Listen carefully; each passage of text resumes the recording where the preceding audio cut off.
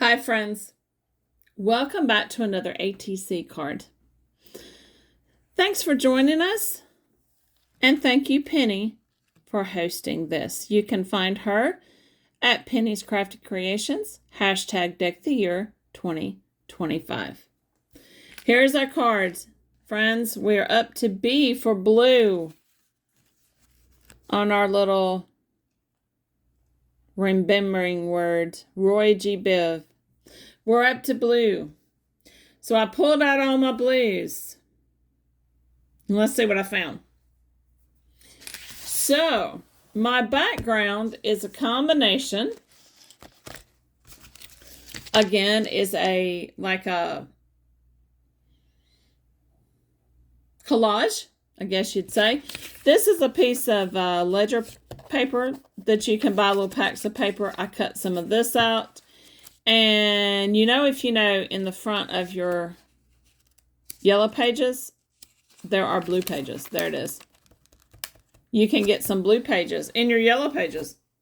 So I used some of those and a piece of an old calendar. I used it all up, but it's just like a little scrap of calendar. And I just started collaging on the back of my card. So it's all over this is the back of my card. Then I picked my card of the verse that I wanted. Isaiah 57:2. That's too close. Back out. Those who walk uprightly enter into peace. I like that. So I wanted something behind this card. I wanted a texture. I love textures. And here's what I found. This is an old loofah. This is an old loofah, little bath sponge thing. I washed it because it was kind of falling apart. It was time to get a new one. So I put it in the wash and I saved it because it's a really neat background. Look at that. Isn't that cool? So I saved it. So when I picked my card out of here, these are the blue cards. Let's see if I can get them out. Here's what they look like. Well, if they're not upside down.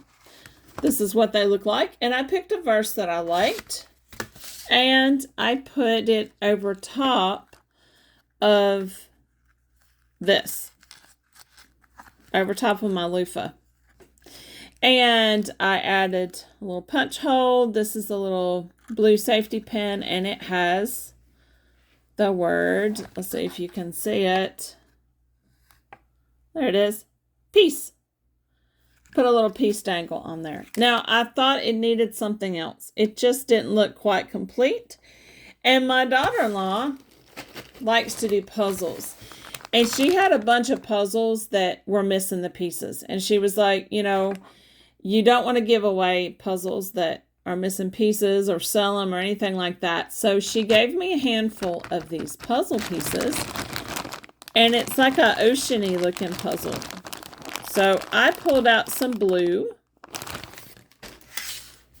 And I cut some of them so I could put them on here. And then I put some on the bottom. Now, if you're going to use puzzles, hang on, let me show you.